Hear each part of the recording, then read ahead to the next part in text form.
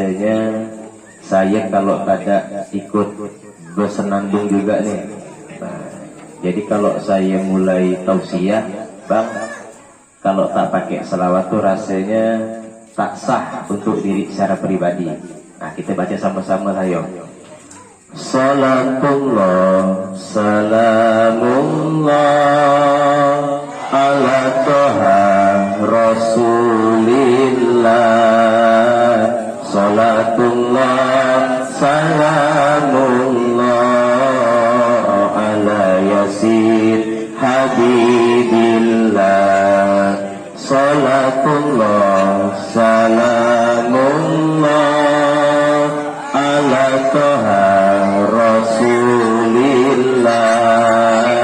Salatullah, salamullah ala yasin habibillah. Tawassalna bi bismillah wa bil hadi rasulillah wa kulli mujahidillah bi ahlil badri ya Allah. Belakang lah, gantikan ngomong saya ya.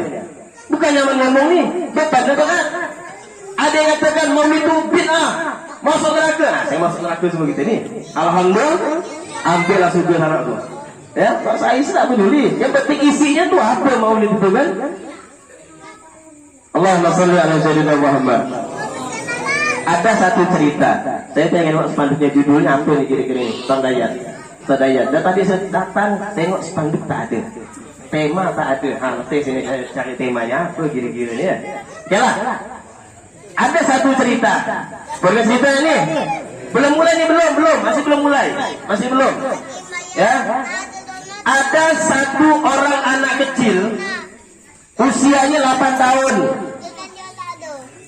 Anak kecil ini hidup di zaman Syekh Abdurrahman Ad-Dibai, pengarang Maulid Ad-Dibai. Seorang anak kecil ini memiliki rasa rindu dan rasa cinta yang luar biasa kepada Nabi Muhammad SAW. Kalau kita ukur kerinduan kita, kecintaan kita jauh lewat. Anak kecil ini, ya, dia melihat sekumpulan santri, sekumpulan murid Abdurrahman Ad-Dibai, dia ngomong, wahai Syekh, boleh enggak aku ikut engkau ziarah ke kota Madinah? Mau ngapain? Aku pengen ziarah ke makam Nabi. Kau tak boleh, kau masih kecil, usia kau baru 8 tahun. Nanti kau dapat perjalanan 2 minggu lebih. Nggak ada mall, nggak ada Gojek, nggak ada Grab, nggak ada Maxi, jauh perjalanan. Sedih lah budak kecil ini. Tapi karena rasa rindu, rasa cinta yang luar biasa, sayang yang sangat mendalam lagi kepada Nabi, bahkan mengalahkan oleh kedua orang tuanya sendiri, rela malam-malam Yusuf si budak kecil ini yang usia 8 tahun masuk ke dalam peti, masuk ke dalam kotak tempat bawaan barang-barang Syekh Abdurrahman Ad-Dibai tanpa diketahui oleh Syekh Ad-Dibai dengan santri-santrinya. Masuklah budak kecil ini nih, jalan sehari, 2 hari, seminggu, sampai masuk 2 minggu. Kedengaran di telinganya, alhamdulillah kata Ad-Dibai, kita udah sampai ke tanah Madinah. Dengar kota Madinah, budak kecil ini keluar dari peti, jatuh ke bawah, nanya lagi, Syekh, aku mau nanya, betul ke ini kota Madinah? Betul. Syekh Ad-Dibai kaget, enggak kan kau budak yang kemarin tuh, yang udah aku usir, kenapa pula disuruh di sini? Wahai Syekh, aku diam-diam masuk ke dalam petimu, masuk ke dalam tempat bawaanmu, aku mengunci dari dalam. Pertanyaan satu untuk kau, selama 2 minggu perjalanan, bagaimana cara kau makan? Bagaimana cara kau minum? Kau tak lapar, kau tak haus ke? Apa jawaban atas itu? Wahai Syekh, demi Allah, 2 minggu perjalanan di dalam peti ini, Allah tidak memberikan aku sedikit pun rasa lapar dan rasa haus. Kenapa? Karena kecintaan aku kepada Nabi Muhammad SAW mengalahkan rasa laparku selama 2 minggu. Allahumma sholli ala sayyidina Muhammad. Tak rasa lapar bang. Kok kita pikir tak masuk akal? Seharian kita makan rasa mati saja. Betul tak? Berbunyi benda-benda ni. Ini 2 minggu usia 8 tahun dalam peti. Tak kena angin, tak kena apa-apa, tak ketahuan tadi itu. Katanya ini karena kecintaan, karena kerinduanku kepada Nabi Muhammad, Allah menghilangkan rasa lapar dan rasa hausku pada saat ini juga. Kaget At-Tibai saat itu. Ya udah tanya lagi, wahai saya, betulkah ini tanah Madinah? Betul. Betulkah ini tanah atau pasirnya pernah diinjak dengan Rasulullah? Betul. Turun anak kecil itu, diambil pasirnya, dicium lama-lama sambil berselawat, jatuh pingsan, mati bocah ini. Seketika itu juga langsung meninggal dalam kerinduan, dalam kecintaan oleh Nabi Muhammad sallallahu alaihi wasallam. Udah kaget semuanya, Syekh At-Tibai kaget, santrinya kaget. Dah singkat waktu, yuk kita makamkan si bocah ini di luar kota Madinah. Karena pada saat itu tidak boleh orang di luar kota Madinah dimakamkan dalam kota Madinah sendiri. Tak boleh, karena bukan warganya, tak ada kakaknya di situ. Bawa keluar, dikuburkan dari tanah, dan dikuburkan. Pergi lagi Syekh At-Tibai bersama santrinya keliling kota Madinah, masuk kota Mekah, tawaf, umroh dan lain sebagainya. Begitu udah mau pulang, ingat lagi, muridku, kita coba ziarah dulu ke makam anak kecil itu tuh. Tak tega rasa aku nih. Ini pakai bahasa gitu ya. Tak tega rasa aku nih. Kenapa pula Syekh? Kita makamkan dia, masa kita tak sempat ziarah ke makam dia? Yuk kita ke makam beliau. Begitu Syekh At-Tibai beserta santrinya mau ke makam si bocah ini, kaget luar biasa bang. Kenapa dikatakan kaget? Makamnya bergeser, makamnya hilang, pindah. Bukannya dipindahkan orang lain, betul-betul bekasnya ada, pindah entah kemana. Dicari oleh At-Tibai, ternyata makam si bocah ini, makam anak kecil ini bergeser dekat makam Nabi Muhammad sallallahu alaihi wasallam. Pindah sendiri, bukan budak kecil itu bangun narik seorang makam, tak ada. Pindah sendiri. Siapa yang pindahkannya? Allah. Karena anak kecil ini mati, wafat dalam kerinduan kepada Nabi Muhammad sallallahu alaihi wasallam. Allahumma shalli ala sayyidina Muhammad.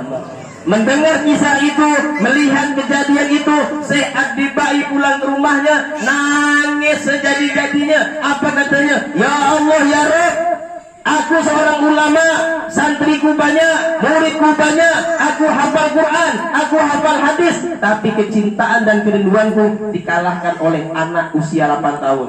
Merasa berdosa Syekh At-Tibai. Makanya sampai sekarang anak kecil itu kisahnya masuk dalam sejarah Maulid At-Tibai. Dimasukkan dalam beberapa baitnya di situ. Allahumma shalli ala sayyidina Muhammad. Nabi Adam berdoa harus ke kota Mekah. Kita umatnya Nabi Muhammad berdosa banyak, maksiat banyak, kesalahan banyak, noda banyak. Kita bahkan macam comberan-comberan dosa dah kita ni, tanpa kita sadari. Kita yang duduk dalam majelis ini, hadir dalam majelis ini, hanya tertutup dengan cover doang bang. Bu, tertutup dengan cover saja. Saya yang ada di sini, yang berdiri di sini nih, dosanya pun banyak. Bahkan mungkin kalau dihitung tuh, ya Allah, tak muat dari bumi ini. Dosanya banyak Rudi ini. Kenapa? Karena tertutup dengan cover. Antum yang ada depan saya pun sama. Dosa pasti banyak, dosa pasti ada. Dulu masa lalunya yang sholat nggak pernah, yang maksiatnya ada. Sekarang tertutup dengan cover. Coba kalau seandainya hari ini, detik ini, malam ini, Allah buka aib kita semua, kok jadi apa kira-kira? Allah buka aib saya, Allah buka aib antum semuanya. Barangkali tidak akan ada yang bersenggol-senggol nih, tidak akan ada yang bersenggol bahu, tidak akan ada yang berani ngangkat kepalanya ke atas. Kenapa? Ya Allah, aku malu, dosa aku banyak. Ya Allah, aku malu, aib aku banyak, kau buka semuanya. Tapi Allah baik dengan kita, karena kita umatnya Nabi Muhammad.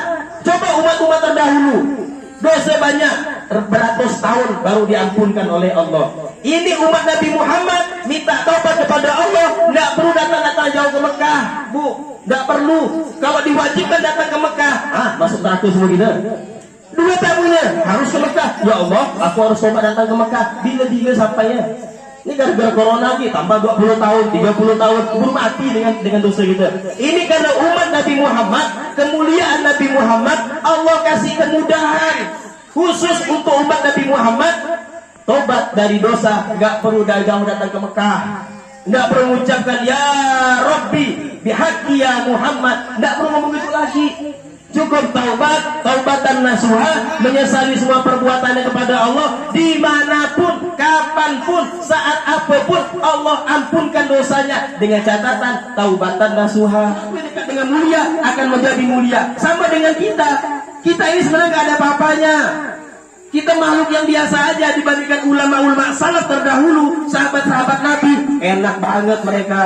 Ya Bapak Ibu ya, dekat dengan Nabi, bersentuhan dengan Nabi, duduk dengan taklim Nabi sama-sama, lihat senyuman Nabi, macam-macam dekat dengan Nabi. Kita jauh dengan Nabi, mulianya di mana kita ini? Saya ingin nanya, mulianya kita di mana coba? Kalau ulama-ulama terdahulu, sahabat Nabi terdahulu, betul, mereka mulia, dijamin surga oleh Allah. Bahkan Nabi katakan, ente jangan khawatir, dekat dengan Nabi, sayang dengan Nabi, taklim sama-sama, kemana-mana sama-sama dengan Nabi, dijamin surga. Kita umat akhir zaman jauh dengan Nabi, tak pernah mandang Nabi, tak pernah mimpi Nabi, tak pernah cium tangan Nabi, tak pernah nengok senyuman Nabi. Taunya bilang Nabi itu tabasam. Apa itu tabasam? Suka senyum. Tahu senyum Nabi macam mana? Tak tahu. Wajar, kita tak pernah mandang. Kenapa kita dijadikan mulia oleh Allah? Karena kita masuk dalam umatnya Nabi Muhammad Sallallahu Alaihi Wasallam. Kita ini gak ada apa-apanya demi Allah, gak ada mulia-mulia sekali, bah. Biasa-biasa aja. Kenapa kita mulia? Karena disandingkan dengan umatnya Nabi Muhammad Sallallahu Alaihi Wasallam. Nabi itu sayang dengan kita, Bapak Ibu. Kita yang tak sayang dengan Nabi. Nabi Muhammad mau meninggal saja yang disebutnya dua kalimat, ummati, ummati, umatku, umatku. Yang diingatnya kita sekarang. Ya, kita yang hadir di sini, duduk di sini jarang. Kadang mendengarkan ucapan salawat Nabi aja mulut kita terkunci diam-diam. Tak mau ucapkan, balas balik ke Sallallahu alaihi Muhammad, Allahumma sholli ala sayyidina Muhammad, diam. Bagaimana mau dikatakan cinta kepada Nabi? Kita kalau cinta dengan orang-orang lain saja, ya, cinta dengan makhluk selain Nabi Muhammad, basyarun lakal basyari. Nabi Muhammad itu manusia, tapi tak seperti kita. Ya, jangan disamakan. Beliau keringat, kita juga keringat. Tapi keringat Nabi beda. Keringat Nabi wangi, aroma kasturi, lalat nempel ada, licin lalat jatuh. Kalau kita keringat, cium soal kemana bau? Minyak wangi nempel banyak masih bau.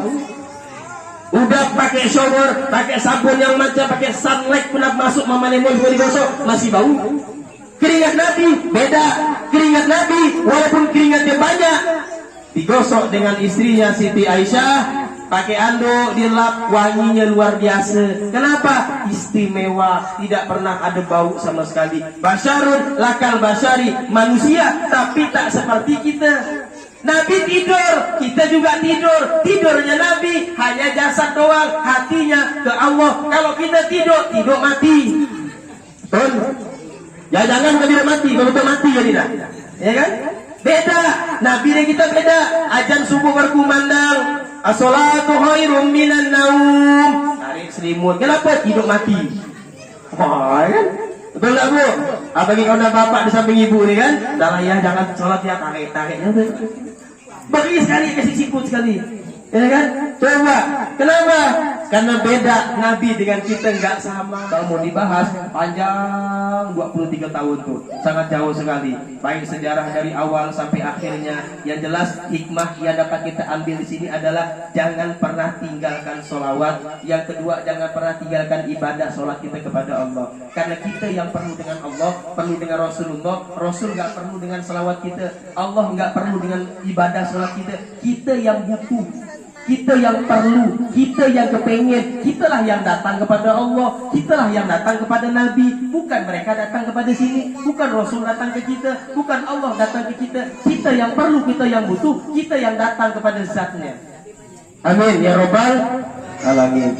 Terima kasih atas kesempatan ini. Mudah-mudahan kita semuanya mendapatkan syafaat di yaumul kiamah nanti. Karena kita menjadi pribadi yang baik, kita menjadi suri tauladan yang baik, kita bisa mengikuti akhlaknya uswatun hasanah Rasulullah sallallahu alaihi wasallam. Ala hadhihi niyat bisirul nabi bisirul Fatihah. Allahal azim, astaghfirullahal azim.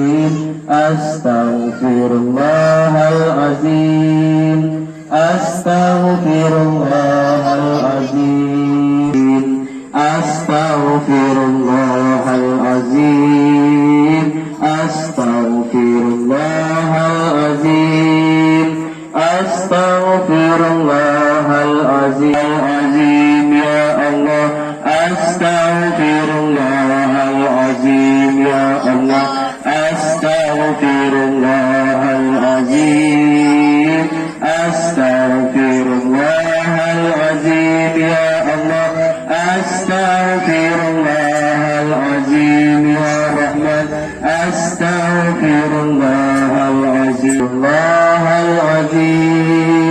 astaghfirullahalazim, astaghfirullahalazim, astaghfirullahalazim, astaghfirullahalazim, ya Allah, ya Allah, ya Rabbana, pada malam hari ini kami berkumpul dalam majelis-Mu, ya Allah. Ampunilah dosa-dosa kami, ampunilah kesalahan kami, ya Allah. Ya Allah, ya Rabbana, kami sayang kepada kekasih-Mu Rasulullah sallallahu alaihi wasallam. Ya Allah, ya Rabbana, jika Kau izinkan sebelum akhir hayat kami, ya Allah, pertemukanlah kami dengan baginda Rasulullah sallallahu alaihi wasallam.